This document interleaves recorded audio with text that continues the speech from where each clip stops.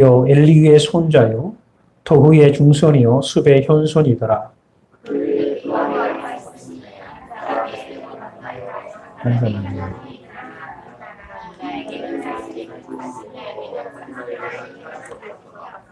이 사람이 매년 자기 성읍에서 나와서 실로에 올라가서 만군의 여호와께 예배하며 제사를 드렸는데 엘리의 두 아들 홈니와 비니아스가 여호와의 제사장으로 거기에 있었더라.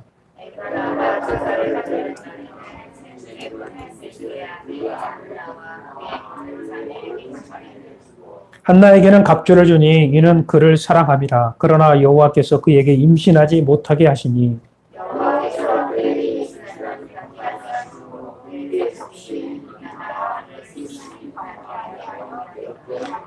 매년 한나가 여호와의 집에 올라갈 때마다 남편이 그같이 하매 분인나가 그를 격분시키므로 그가 울고 먹지 아니하니 그의 남편 엘가나가 그에게 이르되 한나여 어찌하여 울며 어찌하여 먹지 아니하며 어찌하여 그대의 마음이 슬프냐 내가 그대에게 열 아들보다 낫지 아니하냐 하니라. 아멘.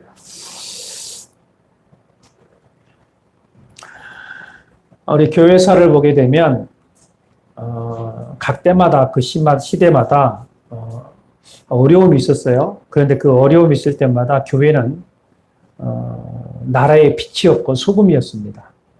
그래서 항상 교회의 중심으로 뭔가 일어났고 또 교회의 중심으로 나라도 더 건강하게 서가졌던 것들을 우리는 과거 역사를 보면 잘 알 수가 있습니다. 그런데 최근에 들어와서 이 코로나19 전염병으로 인하여 교회가 희한하게도 세상 사람들에게 마치 천덕꾸러기처럼 되어버린 그러한 현상이 되고 말았습니다.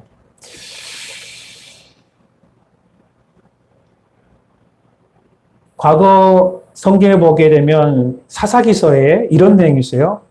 왕이 없으므로 사람이 각기 자기 소견에 오를 대로 행하였더라 라는 그런 말씀이 있거든요. 자기의 생각대로 판단하고 생각대로 옳은 대로 행동하는 그 시대인 것처럼 지금 시대가 세상의 소리에 귀를 기울이는 경우가 굉장히 많아졌다는 거예요. 어떤 말을 놓고 교회가 하는 이야기가 있다고 한다면 어떤 소리에 또 세상이 이야기하고 있다고 한다면 어느 소리에 더 귀를 많이 기울이냐 하면 세상의 매체의 소리에 귀를 더 많이 기울여요. 심지어는 교회를 다니는 성도들 역시도 교회의 소리보다도 세상 소리에 귀를 더 기울이고 마치 세상 소리가 맞는 것처럼 그렇게 여기고 판단하고 삶을 살아가는 경우가 지금 현 시대라고 말할 수 있습니다. 지금 결국은 교회는 교회로서의 역할을 감당을 한다고 하지만 많은 사람들은 그것을 인정을 하지 않으려고 해요. 그래서 교회의 소리를 듣지 않으려고 하고 교회를 이제는 손가락질하고 교회가 굳이 필요하냐? 어떤 이들은 교회 해체설까지도 말을 하는 경우도 굉장히 많이 있어요. 지금 그런 시대를 우리는 살아가고 있다라는 것이죠. 성경으로 보면 많은 시대마다 여러 가지 문제들이 있었습니다. 그런데 그 문제 속에서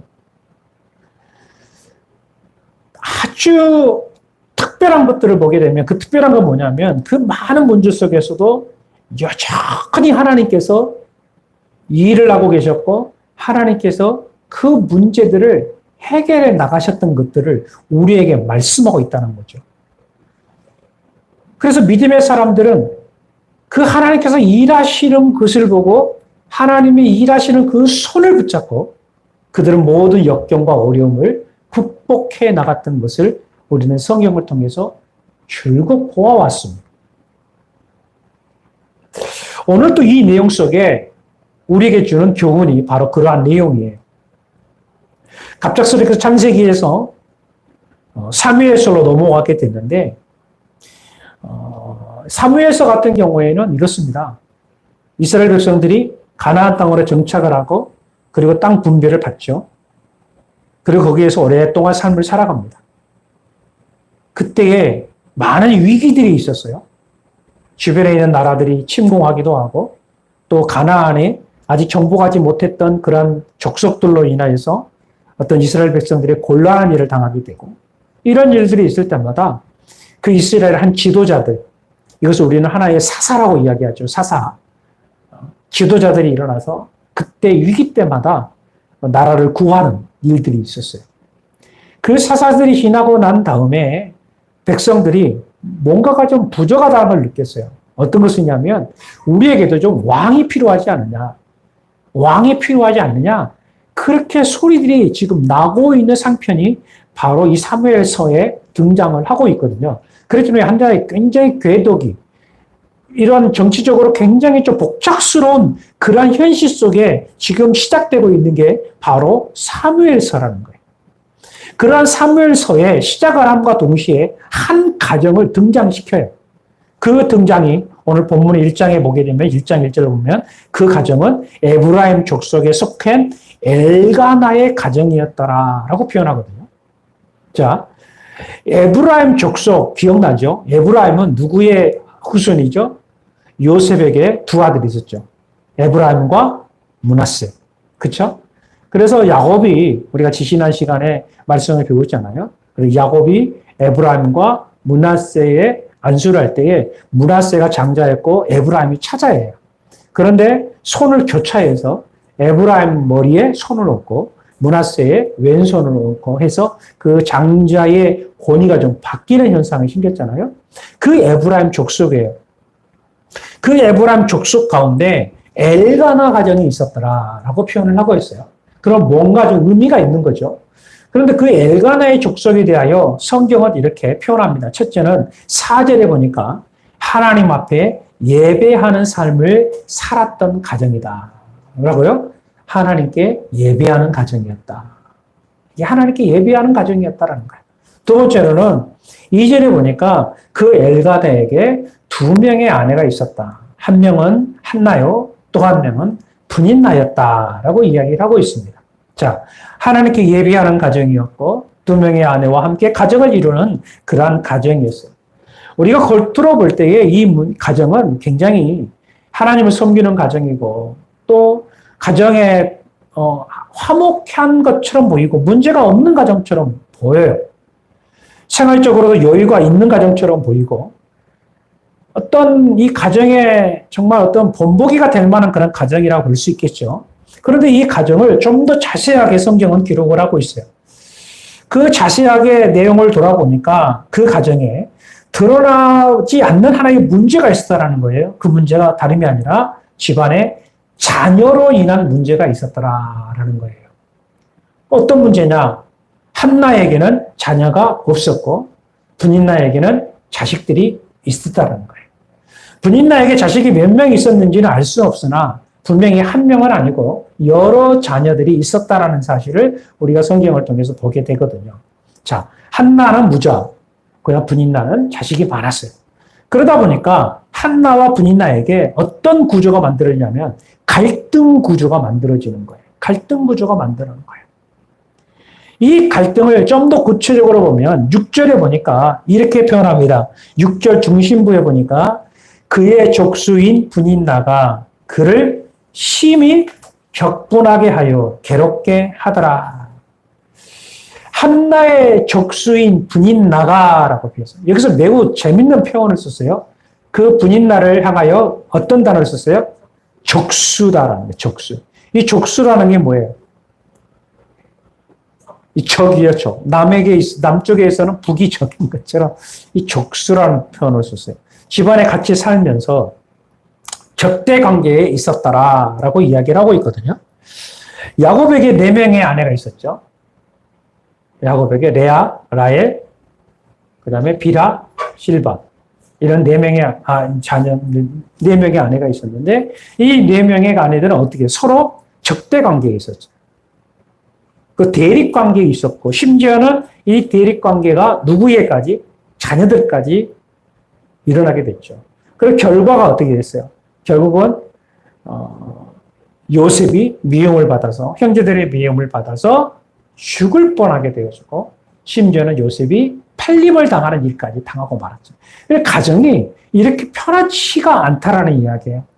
결국 한나와 분인나의 관계가 이렇게 됐더라는 이야기죠. 그런데 여기서 궁금한 거예요. 하나님을 섬기는 가정이 왜 이 엘가나가 2명의 부인을 얻었을까라는 고민이 생기는 거예요. 분명히 일부 일처제거든요, 성경은. 그런데 왜 하나님을 섬기는 이 엘가나가 2명의 아내가 있게 됐을까라는 그 이유를 찾아보면 우리는 이것을 한번 생각해 볼 필요가 있어요. 과거 근동 아시아 그 근동 시대에는 첫째 부부인이 후사가 없는 경우.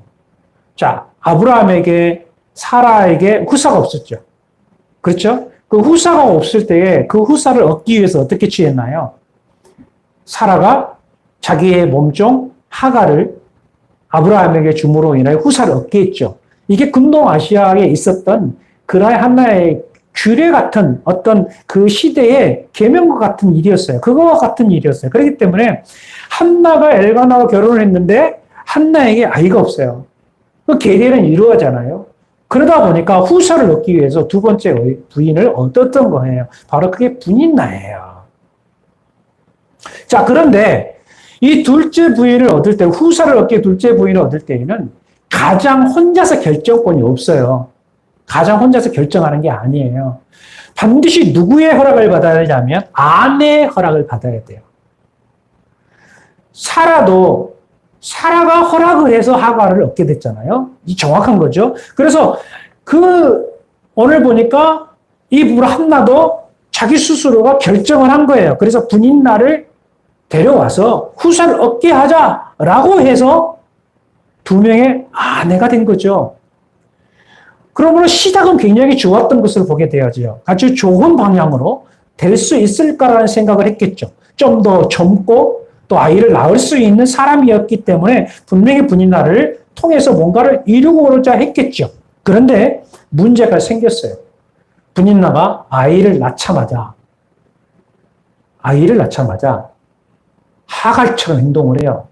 하갈처럼. 하갈도 똑같은 행동을 했죠. 자기 주제도 모르고 한나를 격동을 시킵니다. 그 성경에 보니까 한나를 심히 격분시킴으로 라고 표현했어요. 심히 격분시킴으로 괴롭게 하였더라라고 이야기를 했어요. 한마디로 말해서 분인나가 이제는 뭐가 됐어요? 주인이 된 거예요. 여주인이 된 거예요. 주객이 전도되었다는 말이 있지 않습니까? 하갈이 사라를 괴롭혔던 것처럼 바로 분인나 역시도 한나를 괴롭히는 기가 막힌 상황이 생겼다라는 거예요. 얼마나 괴롭혔던지 성경은 이것을 이렇게 표현을 했어요. 7절 말씀 한번 볼까요? 7절 말씀 같이 한번 읽어봅시다. 시작. 이런 일이 매년 여호와의 주 올 때마다 남편이 그같이 하매 분인나가 그를 격분시키므로 그가 울고 먹지 아니하니. 이것을 좀 더 쉽게 해석을 이렇게 했어요. 이런 일이 매년 거듭되었다. 이렇게 표현했거든요. 이런 일이 매년 거듭되었다.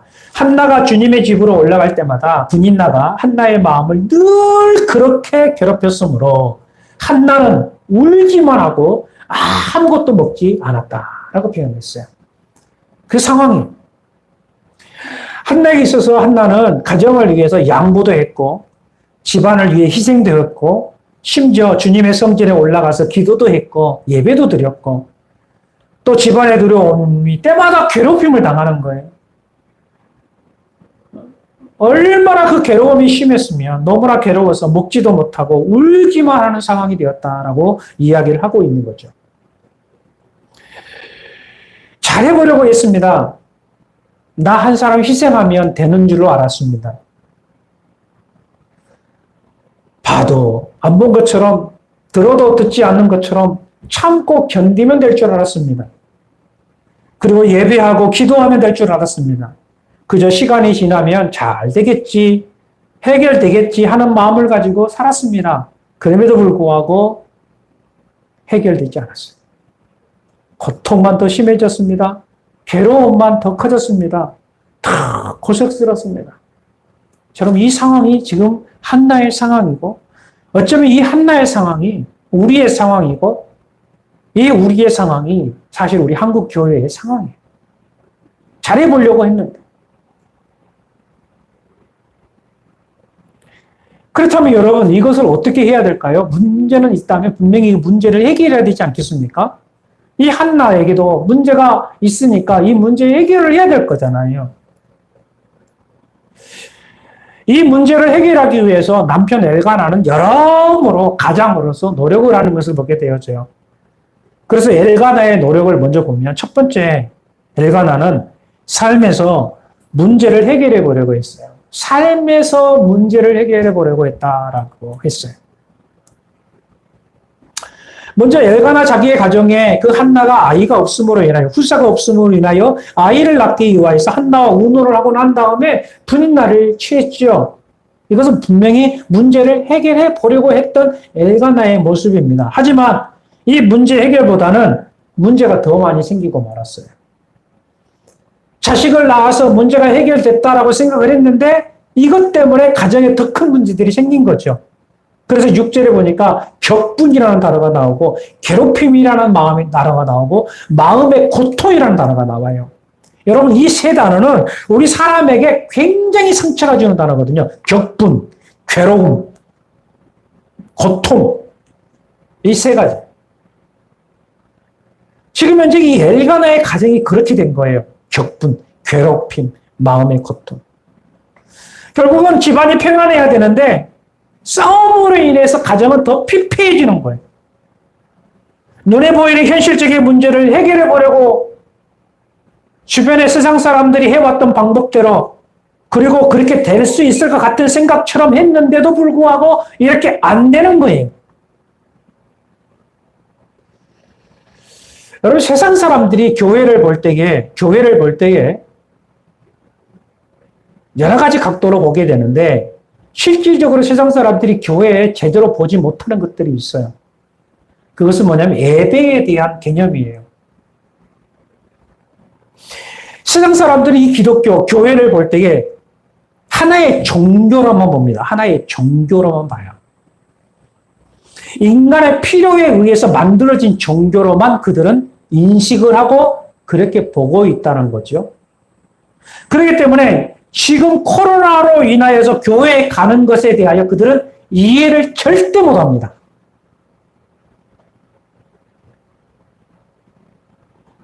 이해 못해요. 하나의 종교로 보니까. 굳이 가야 되니? 굳이 갈 필요가 있어? 라고 이야기를 하는 거예요.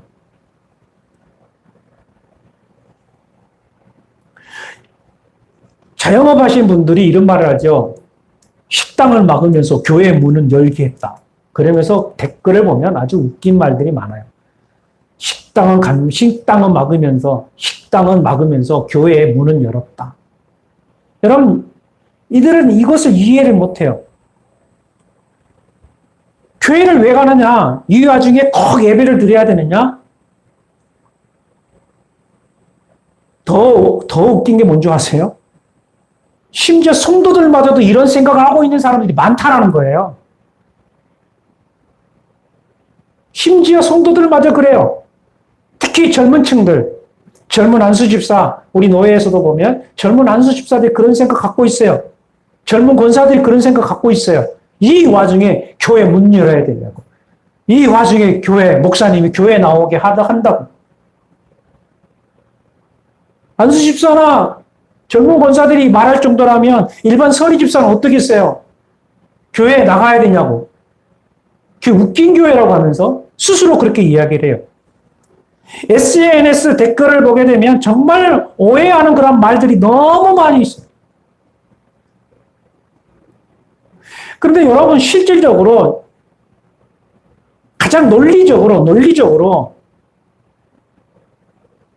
지금 정부에서나 코로나 안정 이렇게 모든 조사와 무혈하는 거 보면 교회는 사실은 안전한 곳이다라고 이야기를 하고 있거든요. 이미 정부 발표가 그렇게 나왔어요. 교회는 안전한 곳이다. 왜 그러냐면 이분들의 말을 이야기합니다. 백화점이나 쇼핑하는 데 보면 보통 2-3시간 이상 하잖아요. 거기에 가게 되면 사람들이 얼마나 많은 사람들이 모여있는지 몰라요. 그렇다면 이것저것 손잡이들도 엄청 많죠. 그렇죠? 그 안에 있는 식당들도 있고 음료 취식하는 데 굉장히 많습니다. 거기에서 많은 사람이 마스크를 벗고 대화를 나눠요. 그리고 특별히 화장실에 가게 되면 세균 감염이 어디서 제일 많이 되느냐 하면 수도 그 손잡이. 그 손잡이 제일 많이 감염이 된대요. 거기에 코로나가 다 거기에 묻어서 나온대요. 물을 씻기 위해서 올리고, 씻기 전에 올리고, 씻는 다음에 다시 내릴 때에 거기에 세균이, 코로나균이 묻어 나온대요. 그런데 사람들은 거기에 대해서는 왜 막느냐라고 이야기를 하거든요. 그러나 교회는 어떤 곳이에요? 교회는 예배가 길어야 1시간 반이에요. 교회는 길어야 1시간 반이고, 교회 안에서 전체가 다 마스크를 사용을 하고 있어요. 거리 확보하고 있습니다. 그러고 난 다음에 음식도 먹지 않고 음료도 하지 않고 예배하고 그냥 집에 돌아갑니다. 그렇기 때문에 교회에 와서 예배 드리고 교회에 와서 감염된 사례는 없다라고 이야기를 하고 있어요. 교회 안에서 감염된 사고가 없어요. 그런데 교회에서 사고 난 이유는 뭐냐면 예배 후에 안에서 규칙을 안 지키고 마스크 벗고 음식을 나누고 뭔가 했기 때문에 그 행위 때문에 문제가 일어난 거지 예배 자체로 인하여서 감염 사고는 한 건도 없어요. 그럼에도 불구하고 세상 사람들은 세상의 잣대를 가지고 계속해서 교회에 항의를 하고 심지어는 교회에 다니는 성도들마저도 교회에 대한 이런 오해들을 하고 있다는 이야기예요. 그들은 교회를 어떻게 생각하느냐 하면 단순히 사람들의 모임으로만 생각하기 때문에 그래. 필요하면 가고 필요하지 않으면 가지 않는 곳. 그저 교회는 답답한 사람들이나 그저 자기의 신앙적인 행위를 가지고 가는 것을 교회라고 생각하기 때문에 그들은 그렇게 생각하는 거예요. 그러나 여러분, 교회는 생명입니다. 예배는 생명입니다. 예배는 살아계신 하나님 앞에 드려지는 최상의 행위입니다. 삶에 문제가 있는 사람들이 더욱 간절함과 사모함으로 드려야 될 것이 예배입니다. 그러므로 이 예배는 그 무엇으로도 바꿀 수 없고 이 예배는 그 무엇과도 바꿔지서도 안 됩니다. 예배는 만왕의 왕이 되신 전지전능하신 하나님과 만남의 시간이요. 그 무엇과도 비교가 돼서도 안 되고 막을 권리가 없습니다. 하나님보다 더 높은 권세 없습니다. 그 어떤 권세도 하나님께 드려진 이 예배의 권세는 막을 수가 없는 거예요.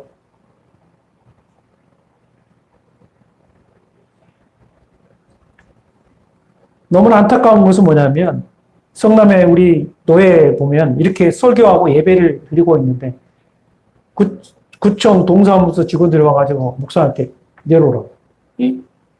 말이 되는 행위예요? 용납할 수 없는 거예요. 살아계신 하나님 앞에 예배 중에 자기들이 뭔데? 여러분 그 어떤 것도 용납돼서도 안 돼요. 용납할 수도 없는 거예요.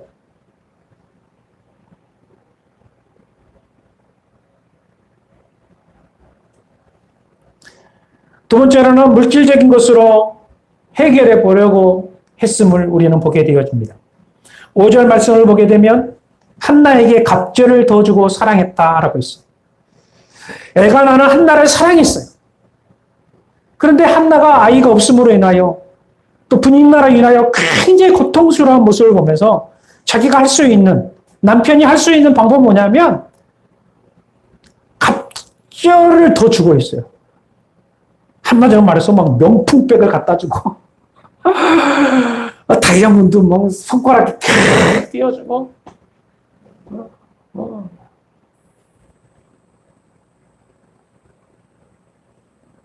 결국은 엘가나는 그 물질을 통해서 한나를 위로해 주고자 했습니다. 정신적인 고통과 영적인 고통을 받고 있는 사람들에게 여러분 명품백을 사준다고 해서 위로가 되겠습니까?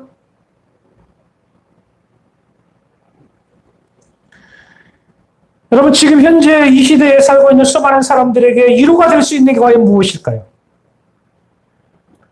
처음에 백신 치료가 전 세계적으로 백신이 개발됐다고 백신만 맞으면 이제 될 거라고 생각을 하고 전 세계가 사람들이 다 백신을 이스라엘부터 시작을 해서 맞기 시작을 했어요. 1차 접종 끝나고 2차 접종가 했을 때 그들은 이제 마스크 벗고 이젠 자유다라고 하면서 했는데 어떤 일이 생겼어요? 펑 터져버렸잖아요. 백신이 뚫려버렸잖아요. 전 세계가 지금 다 그렇게 되고 있거든요. 지금의 그 백신이 치료제가 과연 현대인들에게 평안을 줄 수 있을까? 여러분, 백신 접종 1차 하면서도 좀 두렵지 않았나요? 이거 참 내가 맞고 나도 모르게 이게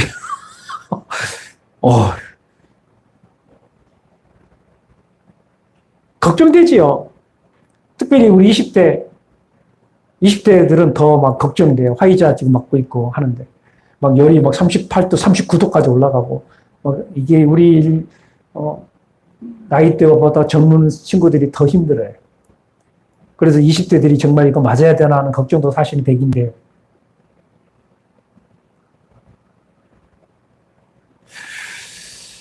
그럼 물질이 위로를 주겠습니까? 여러분, 미국 실업률들이 굉장히 많다고 해요. 그런데 아이러니하게도 스타벅스 같은 경우는 급여를 더 줄 테니까 제발 와서 일 좀 해달라고 하는데도 취업을 안 한대요. 이거 뭡니까? 실업급여를 더 많이 주거든요.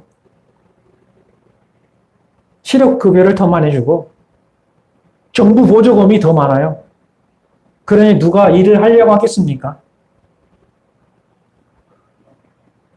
결국은 돈으로 해결하려고 해도 되지 않는 거죠.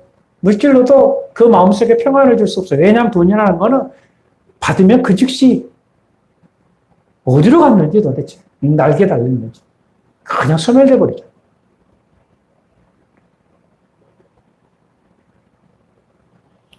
또한 사람을 통해서 해결해 보겠습니다. 8절 보니까 내가 그대에게 10아들보다 낫지 아니하냐. 10아들보다 낫지 않냐. 그럼 분이 나가 10명의 아이를 있었다는 이야기인가? 뭐 그렇게 생각할 수도 있겠죠. 근데 많은 자식들보다 더 내가 있어도 좋지 않겠느냐. 내가 당신 옆에 있으니 좋지 않냐. 이렇게 이야기하는 거예요. 이 말은 무슨 말이냐면 옆에 든든한 직장이 있으니 좋지 않냐. 이 마지막 때. 사업장이 있으니 그나마 좋지 않겠냐. 그래도 일이 좀 잘 풀리고 잘 되고 있으니까 괜찮지 않겠느냐. 이 말을 하는 거예요. 하지만 요한복음 4장 18절에 보게 되면 남편이 5이 있어도 남편이 아니고 그 인생이라는 거예요. 마셔도 또 말한 것처럼 위로를 받지 못하는 것이 지금 현재의 삶이다라는 거예요. 결국은 이러한 것으로도 갈등만 더 생기고 어려움만 더 해가는 거예요. 여러분, 우리 성도들에게 있어서 예배 없는 삶은요, 더 영적으로 피폐해지는 거예요. 더 피폐해져요. 코로나 인하여서 영적 피폐함은 말할 수 없을 정도입니다. 생명처럼 지켜왔던 주일 성수, 예배, 삶 속에서 섬김으로 해왔던 헌신적인 삶,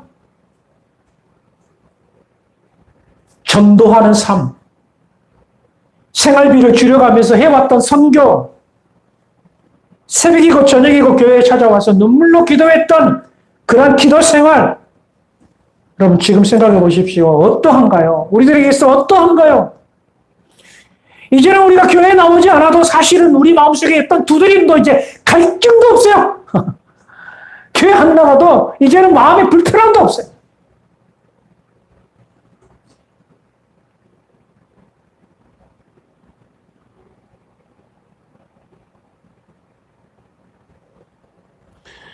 여러분, 이 삶이 지나면 지날수록 우리는 여전히 우리 안에는 말할 수 없는 갈등만 더 커가고 갈증만 더 해하고 우리의 삶이 더 힘들어진다는 사실을 꼭 기억을 해야 합니다.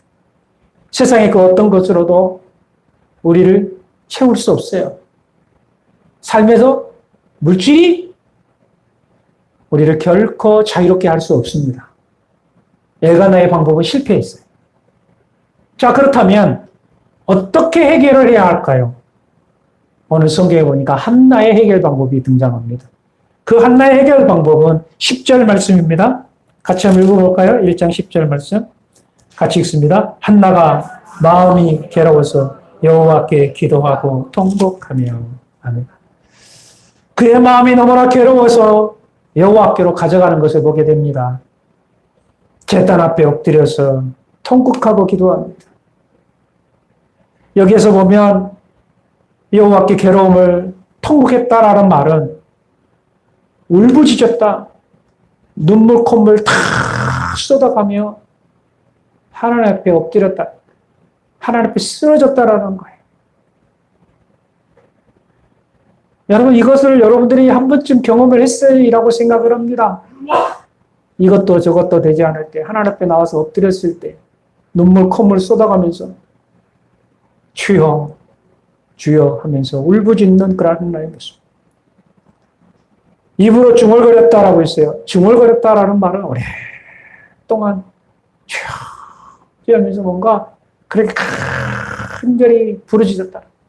찢어지는 듯한 고통스러운 마음을 가지고 하나님 앞에 매달렸다라는 거예요. 아마 한나는 이랬을 거예요. 하나님, 왜 나에게 이런 고통을 주셨습니까? 하나님, 왜 나에게 이런 아픔을 주셨습니까? 나는 하나님께 예비하는 여자 아닙니까? 나는 하나님을 예비하는 여인 아닙니까? 가정을 세워보려고 노력했던 여인 아닙니까? 나 자신 희생해서 분이 나를 데려와서 자식을 낳고 가정을 이끌어가려고 했던 여인 아닙니까? 그런데 왜 나에게 이러한 일들이, 왜 이러한 고통이 나에게 주어지는 것입니까? 라고 하면서 아마 그 안에 어떤 불평도 있었을 것이고 원망도 있었을 것이고 말할 수 없는 어떤 가슴 아픔이 있었을 거라고 생각을 해요. 그런데 여러분, 놀라운 게 뭐냐면 우리도 경험해 보았던 것처럼 기도가 깊어지면 깊어질수록 마지막에 도달한 게 있어요. 그 마지막 도달한 지점이 뭐냐면 이 고통에도 하나님의 뜻이 있다. 이 마지막, 그 기도의 마지막 절정에 원망과 불평으로 시작했던 그 기도라 할지라도 기도가 깊어지면 깊어질수록 마지막에 해지는 게 뭐냐면 이 고통에 하나님의 뜻이 있겠지요. 그렇다면 하나님의 뜻이 무엇입니까? 자기 자신을 위해서 기도를 했는데, 나 자신을 위해서 기도를 했는데 그 기도가 깊어지다 보니까 이제는 누구 편에서 기도하게 되느냐면 하나님 편에서 기도가 되더라는 거죠. 그래서 한나는 거기에서 누구의 마음을 알게 되냐면 하나님의 마음을 알게 됩니다. 하나님의 마음을 알게 되는 거예요. 내가 자식이 없어서 자식을 달라고 그렇게 기도를 했는 그 마음에 어떤 마음이 드냐면 하나님의 마음, 어떤 마음? 바로 사무엘상 바로 앞쪽에 보면 사사기서 소두의 말씀대로 그 시대에 왕이 없으므로 사람이 각기 자기 소견에 오를 대로 행동하였더라. 이 말은 뭐냐면 하나님의 사람들이 하나님을 하나님으로 인정하지 않고 자기 마음대로 생활을 하고 있는 그때라는 거예요. 결국은 거기에서 하나님의 마음을 느끼고 내가 자식이 없어서 아픔을 느낀 것처럼 하나님께서도 하나님의 자식들이 있는데도 하나님의 자식답게 살지 못한 것으로 인한 하나님의 아픔이 느껴지는 거예요. 아, 하나님도 자식이 없구나. 지금 이스라엘 백성들이 하나님의 자식임에도 불구하고 하나님의 자식답게 살지 못하니까 결국은 하나님의 자식이 아닌 거예요. 그걸로 인한 하나님의 마음이 느껴지는 거예요.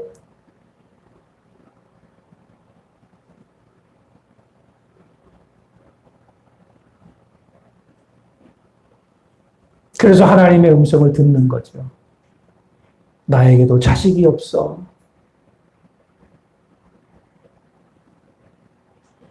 그리고 아픔 속에서 절규하는 가운데 그 음성을 듣고 하나님을 찾는 이들이 없다는 사실을 알게 돼. 수많은 이스라엘 백성들이 있음에도 불구하고 하나님을 찾는 이들이 없어요.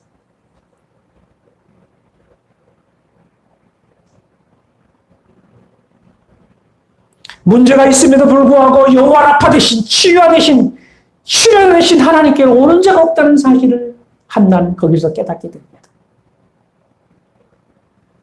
삶에서 문제를 찾아서 해결해 보려고 하지만 실질적으로 근본적인 영적 문제를 가지고 그 영적 문제를 해결하려고 하는 이들이 없다는 사실도 알게 되어집니다. 자기 소견에 오를 대로 행동을 하면서 문제를 하나님께 맡기는 자들이 없다는 사실을 한나는 알게 됩니다.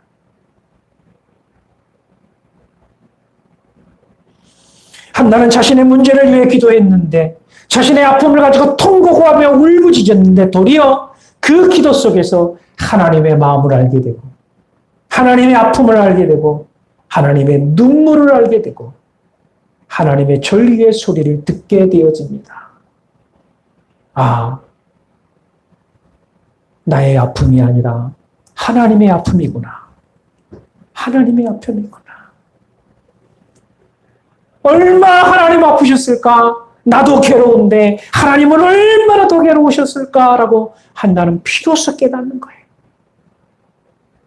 그래서 한나는 그 하나님의 마음을 알고 이렇게 고백합니다. 하나님께서 나에게 아들을 주시면 이 아들을 하나님을 위하여 평생 바치겠습니다. 하나님의 아들로 평생 바치겠습니다. 나 자신을 위함이 아니라 하나님을 위하여. 나 자신을 위함이 아니라 하나님을 위하여. 나의 고통과 나의 아픔을 달래기 위해서가 아니라 하나님의 마음, 하나님의 아픈 마음, 하나님의 그 고통스러운 마음을 달래기 위하여 이 아들을 하나님께 드리겠습니다. 바로 한나는 이와 같은 위대한 기도를 하게 되는 거예요.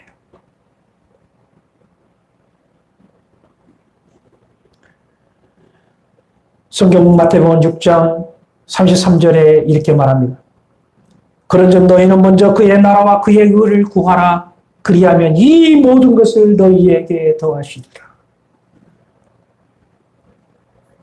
사랑하는 성도 여러분, 이 시대를 바라보는 교회의 위치는 어느 자리에 있어야 할까요? 바로 하나님 제단 앞에 있어야 합니다. 이 시대를 살아가고 있는 고통받는 성도들은 어떻게 해야 합니까? 무엇으로 누구에게 위로를 받고 해결받아야 합니까? 바로 하나님 앞입니다. 우리 주 예수 그리스도입니다. 그럼 우리는 지금의 고통과 아픔을 가지고 예수 그리스도 앞으로 나가야 합니다. 우리 주님은 우리를 잘 아시는 분입니다. 우리 주님은 우리를 너무나 사랑하신 분입니다. 우리 주님 우리의 상처와 우리의 질병을 고치시는 분이십니다. 그러므로 우리가 주님 앞에 나가서 이제는 뭐 할 때냐? 쓰러져서 기도하고 쓰러져서 크내끼고 쓰러져서 주님께 속삭이는 그러한 삶을 살아가야 합니다. 우리 주님 앞에 내 자신을 내려놓고 간절한 마음으로 울부짖어 기도할 때에 우리는 지금 이 시대를 바라보면서 통곡하신 주님을 만나게 될 것입니다. 우리의 고통과 우리의 아픔을 보시면서 더 아파하시는 주님을 만나게 될 것입니다. 우리를 치유하기 위하여서 준비해 놓고 계시는 예수님. 그럼에도 불구하고 어느 한 사람도 내가 치료자인데 나에게 치료해달라고 부르짖는 성도가 없음으로 인하여 아파하는 주님을 우리가 만나게 될 거예요. 저는 이 시대에 보면서 너무나 안타까운 게 바로 그 부분입니다. 코로나19로 인해서 우리를 고쳐달라고, 우리를 치유해달라고, 예수밖에 없습니다라고 고백하면서 우리가 이제는 기도할 때라고 부르짖는 교회가 그리 많지 않다라는 거예요.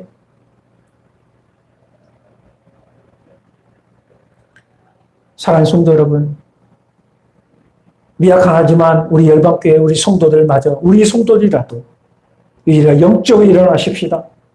영적으로 깨어나십시다. 주님 앞에 엎드리십시다. 우리가 주님 앞에 한나처럼 쓰여져 엎드려 기도하게 됐다면 우리 주님은 우리를 만나실 것이고 우리를 오르만져 주실 것이고 우리를 치유하여 주실 것이며 우리를 회복시켜 주실 줄로 믿습니다. 저와 여러분이 한나처럼 쓰러져 엎드려 주 앞에 기도함으로 하나님의 기적을 체험하는 저와 여러분이 되기를 주의 이름으로 축원합니다. 아멘. 기도하겠습니다. 반주 좀 해주실 거예요. 여러분, 우리는 한나처럼 쓰러져 엎드려 흐느끼며 통곡할 때입니다. 새벽에 저녁에 나와서 주여 우리를 고치소서, 주여 우리를 만지소서, 주여 우리를 회복시켜 주소서, 주님의 마음을 알게 하소서, 하나님의 마음을 알게 하소서. 우리가 흐느낄 때입니다. 주여 우리를 불쌍히 여겨주십시오라고 간절한 마음으로 함께 기도하는 시간을 갖습니다. 그러가신 하나님 아버지의 시간도 주 앞에 간절한 마음으로 구하고 우리의 연약한 법 우리의 부정을 하실 주께서 우리를 다시 한번 일으켜 세우시고 주의 말씀 앞에 서있는 하나님의 권능으로 되어지게 하여 주시옵소서. 주님, 엘가나처럼 행할 것이냐 한나처럼 행동할 것이냐. 엘가나의 모습 속에서는 해결책이 없습니다. 삶의 문제를 해결할 수 없습니다. 물질이 백신이 나를 해결할 수 없습니다. 하나님 아버지, 우리는 한나처럼 해결해야 할 것입니다. 주 앞에 나와 쓰러져 기도하게 하소서. 주 앞에 쓰러져 기도하게 하소서. 주 앞에 동궁하게 하소서. 주 앞에 부르짖게 하소서. 주여 우리를 고치소서. 주여 우리를 고치소서. 주여 우리를 고치소서. 주여 우리를 고치시는 주밖에 없습니다. 주여 우리를 치유하시는 주밖에 없습니다. 하나님, 우리의 괴로움을, 우리의 아픔을, 우리의 고통을 주 앞에 가져갑니다. 주여 우리 아픔을 주 앞에 가까이 갑니다. 하나님이 함께해 주시고 역사해 주시고 인도해 주시고 주여 우리를 쓰시고 함께하여 주시옵소서.